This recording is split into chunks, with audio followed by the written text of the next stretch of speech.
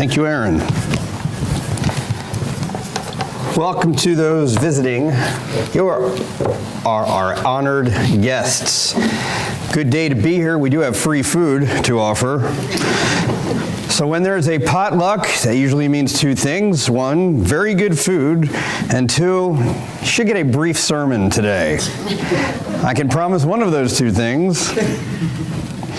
Seriously though, a change will do you good.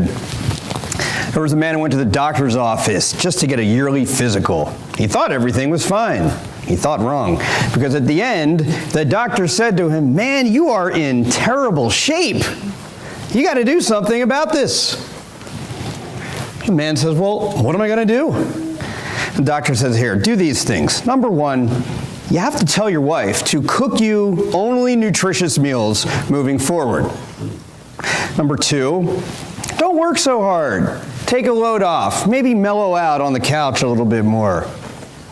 Number three, design a budget, a strict budget, and tell your wife she cannot go 1 cent over that budget.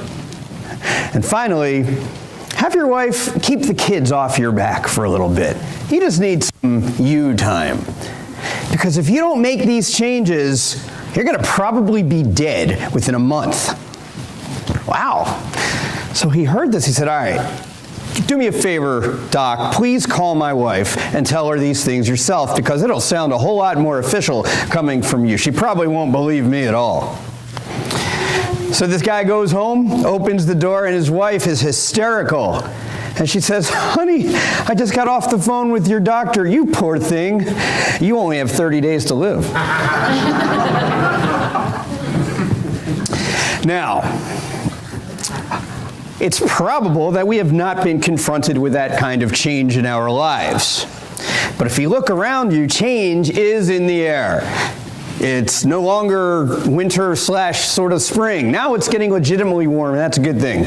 The school year is over. Camps are starting. Summer jobs are starting. Everybody's going on vacations here and there. Change happens in the summer all the time. Now, change, that's a tough word. I think if we're honest, there are some churches, sometimes even the churches of Christ, that are scared to death of the word change. But we're always changing, right? We're moving forward or we're moving back. We don't stand still. The question is, how do you feel about your past? And whether you want to get rid of it or not, it's there. Do you avoid your past altogether, just ignore it and pretend it never happened? I don't know how good that is. Or is it healthier to just live in the past? Ah, those were the good old days. I wish I could just regain my college glory days again, because those were fun. I don't know that that's great either. Perhaps you view the past as something from which you can learn to help guide you not only to the future, but in your current day as well. Status quo. You know those words, right? Now, we said change is a scary word for some people. For me, status quo, two of the scariest words in existence. As an individual trying to grow in my walk with Christ, forget about being a preacher, just as a guy trying to grow in my walk with Christ, I need to be growing. I need to be getting forward. I need you all to help me. As a congregation, you can't grow. We can't grow as a church from without or within if we're just remaining the same. Hey, you got a good church. Good job today. That was a good lesson. That word, good? Be careful with that. I don't know how many have seen the movie Whiplash. Have you seen the movie Whiplash? Great message, a whole lot of vocabulary that's probably not suitable for young people. That's the one problem. But the movie itself was a good one. The teacher, who is a pretty hard guy, he's talking to one of his students in a restaurant, and they're talking about the great jazz musician Charlie Parker and how he basically went from good to great. Now, he had to make some serious changes, and he had to listen to advice from other people. And this teacher's point was this. And he said, and I quote, "There are no two words in the English language more harmful than good job." I agree with that. And I know it's cliche, but I don't want to be good at what I do. I want to be great. I want this to be a great place to worship the Lord. I want you to be great at your home, at your job, whether you're taking a nap during the day, have a great nap. I don't want to hear, that was a good job today, preacher. That's great. I would rather hear something like, look, this is what you can improve on, or we are doing so much better, we're improving in these specific areas. Good job, it's just general. And it does not promote change whatsoever. Now, it's not just me, it's not just you. There are biblical examples of change, of that moment of truth, if you will. Remember Jacob. Jacob wrestled with who? Yeah, he wrestled with the angel of God, and he prevailed. And it was at that point forward where that was his turning point, and then he became Israel. I even think of Rahab, the prostitute. Remember, Joshua's spies. She saved them, rescued them, told them they can escape Jericho.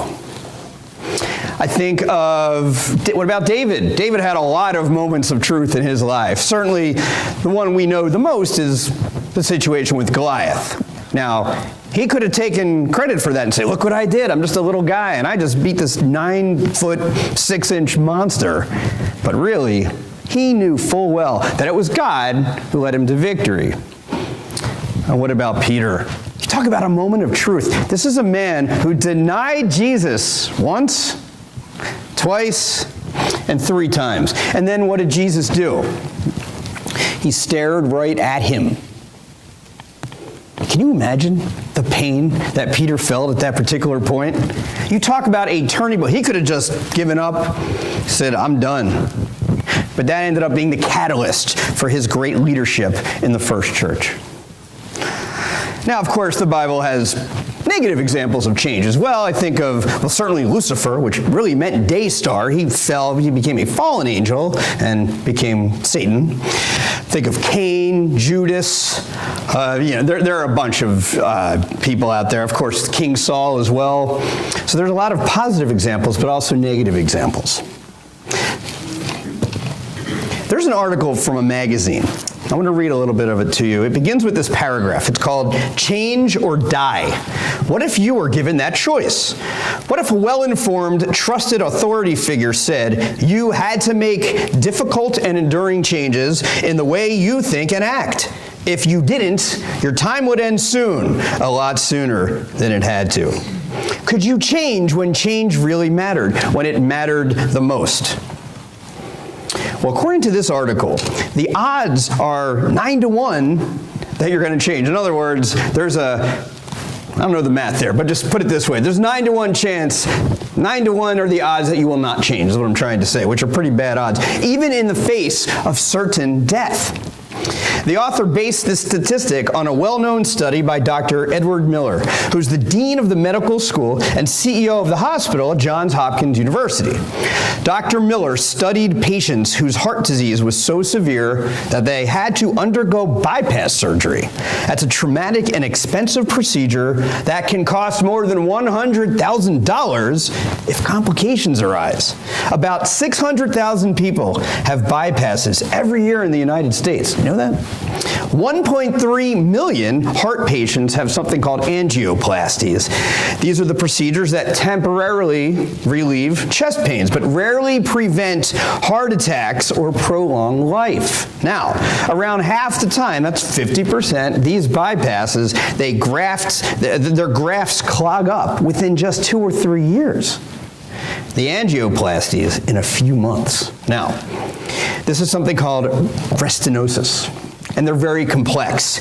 Sometimes the cause, it could just be a reaction to the trauma of the surgery itself, but many patients could avoid the return of pain and the need to repeat the surgery by switching to healthier lifestyles.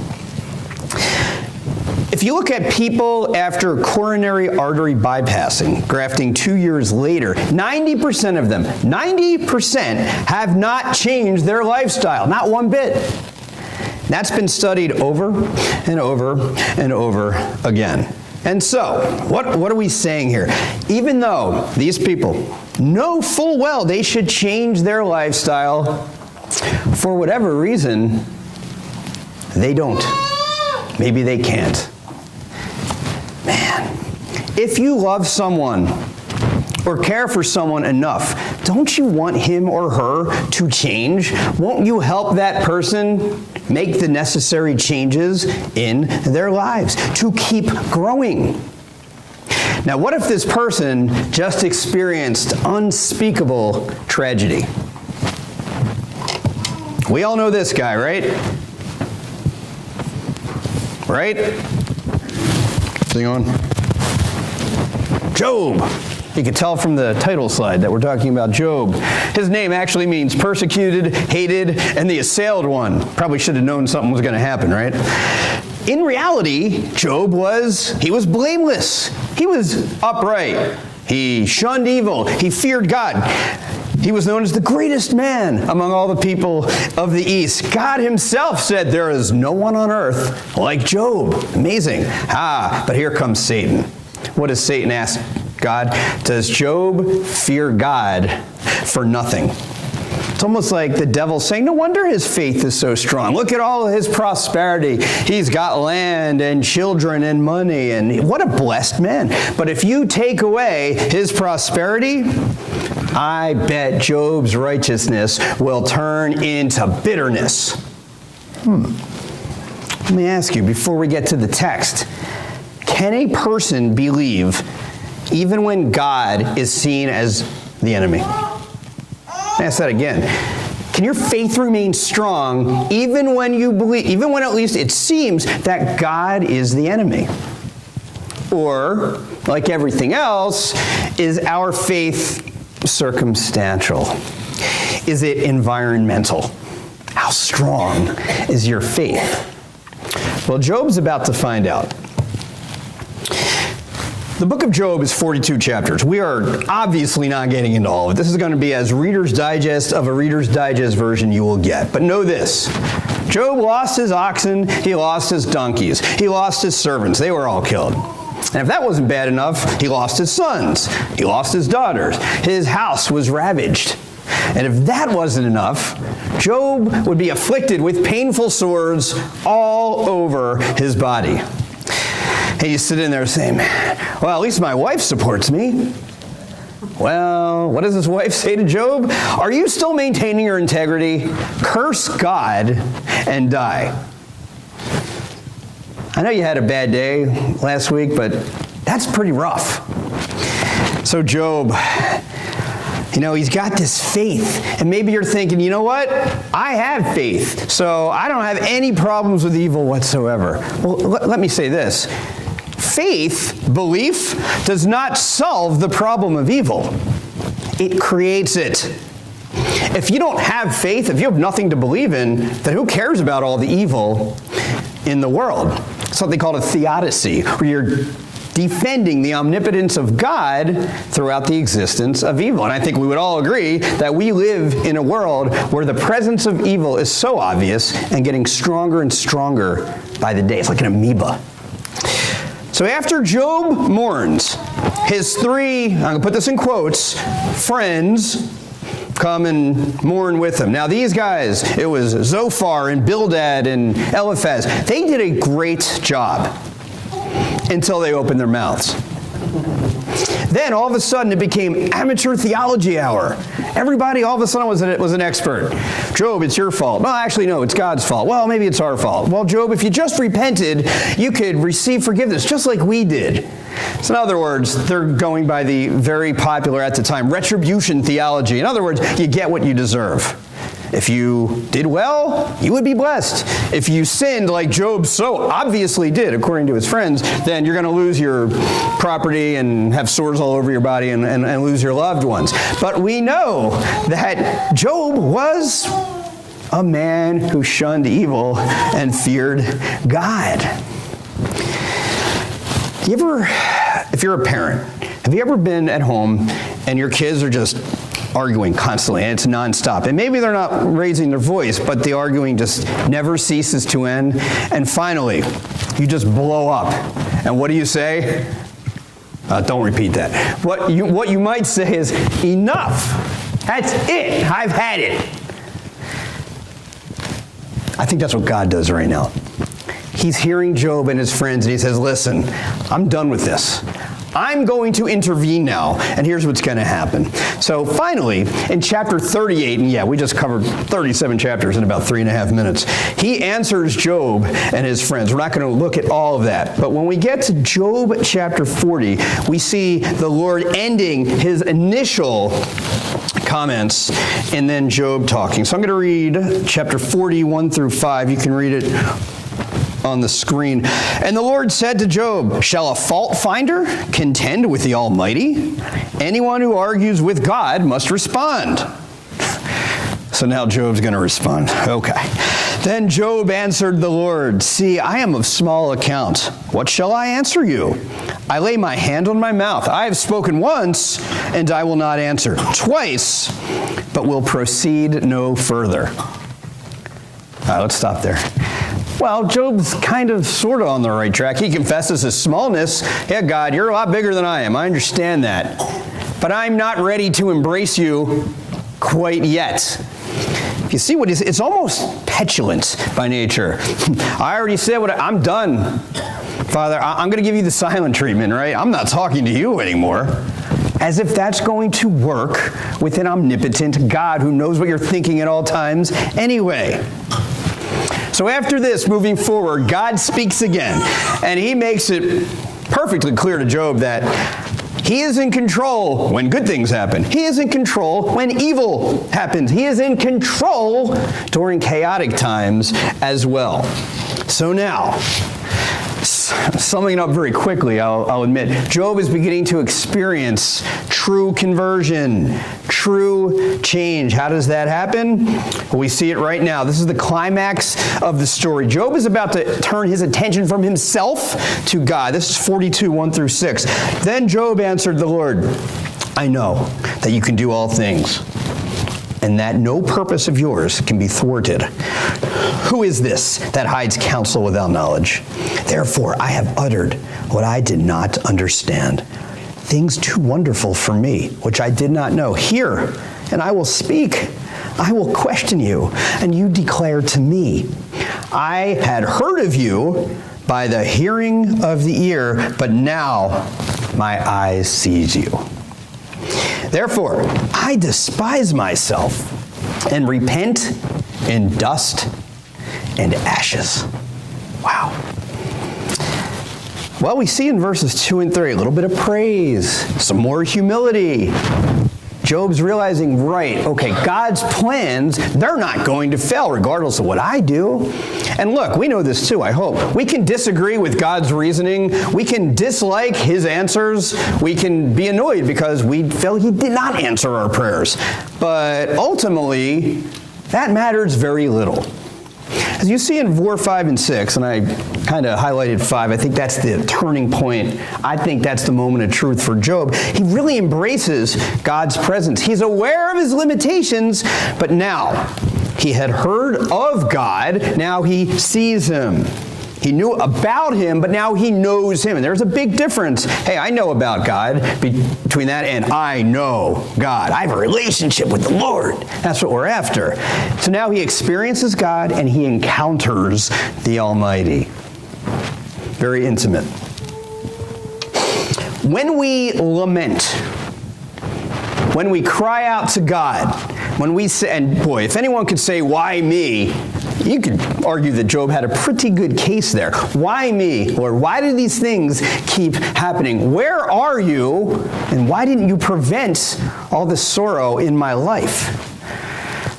When these things happen, and I know we've got people here today who have experienced some pretty tragic events relatively recently, what happens when God comes to you during these times? Do you remain the same? No. You experience, whether you want to or not during that situation, you experience a change. The lamentations still exist. Your situation doesn't change, but it can allow us to make room for praise. If you can praise God during a tragedy, you can praise God anytime and anywhere. Job repents. He begins to change his mind about God. This is the God that gave Job so much. And then little by little, he took all of it away, didn't he? And the key point, though, when he changes his mind, this happens before his victory. I'm going to give you a spoiler alert. It gets a lot better for Job at the end. His fortunes are restored after he proves his faith. And another key, that's one key, by the way, our faith should not be dependent on the consequences of, or the results, I should say. We should have faith either way. And let me say the opposite of that, too. Just because we do share our faith prior to the situation being changed does not assume or does not assure that you will have a reward. What I mean is this. Let's say there's a prison inmate, and we see this quite a bit in prisons, and he or she repents for his ways, or his or her ways. Now, maybe they have a relationship with the Lord. Maybe they've become a Christian. Maybe they've been baptized the right way. That's great. Now, does that change the fact that he or she may have committed a heinous crime? Is his conviction now overturned? Oh, you've become a Christian? Okay, you've repented? You can leave early. That's not the way it works, is it? Well, then again, of course, we could argue maybe there is a reward after all, because, of course, if you're a Christian, well, our reward is eternal. It's not confined to anything on this earth. Let's finish out Job. This is 42, 10 through 15. This is right at the end. And the Lord restored the fortunes of Job when he had prayed for his friends. And the Lord gave Job twice as much as he had before. Wow. Then there came to him all his brothers and sisters and all who had known him before.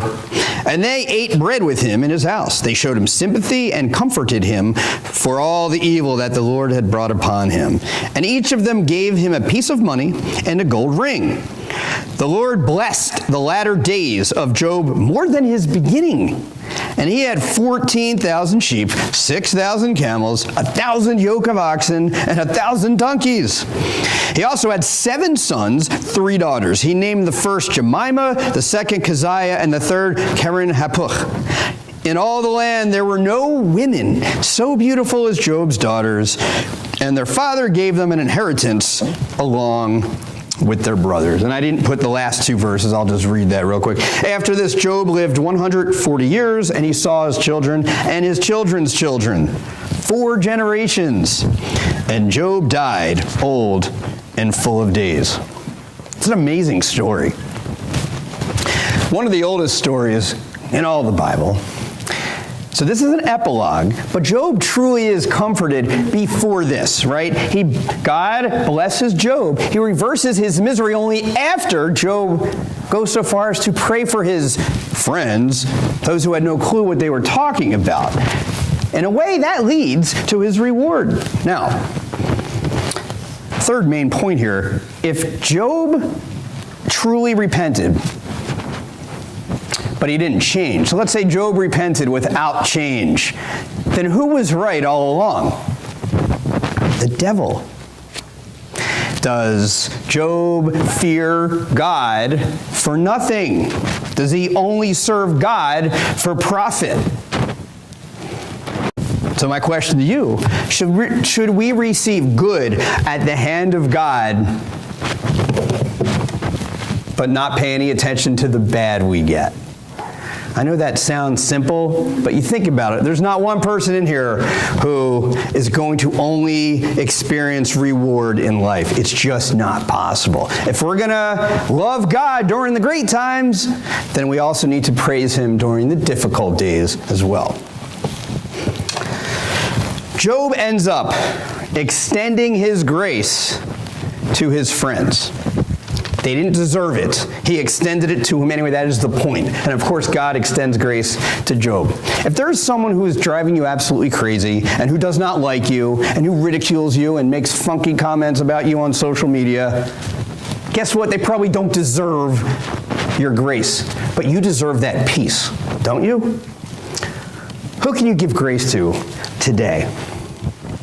Change is good. There is nothing, I mean nothing more powerful than a life transformed by the gospel of Jesus Christ. Because once you receive that, your entire life changes. It's lived out in a different context, and that context is Christ. So your call to action this week, it's about as simple as it gets.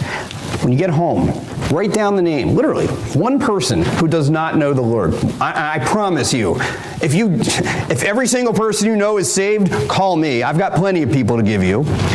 Write down. Don't type it. Don't text it. Write it down with these pencils and pens that we used to use. Put it on a piece of paper right next to your pillow at night and say, I'm going to pray for this guy or this woman or this child right now every single day for a week. I'm not saying, well, that person's automatically going to come to Christ, but can it really hurt to devote a few minutes of prayer to them? I would say no. Because you can only change the community in which you live if you change your eternal destiny, but others as well. Now, those are in here that have not been baptized. I love Paul's words in Romans 1:16. He says, I am not ashamed of the gospel because it is the power of God that brings what? Salvation to all who believe. Now, for all you Greek students out there, the word for power to describe the gospel is dunamis, which means dynamite. The gospel is extraordinarily strong. It's extraordinarily forceful. And anything a preacher says does not begin to do it justice. You have to find that out for yourself. It is full of force. If there's anyone in here that wants to begin that relationship with the Lord today, or if you have a question about what this church can do for you today, come see me or one of the other men or women immediately following service. And for that, we will stand and sing.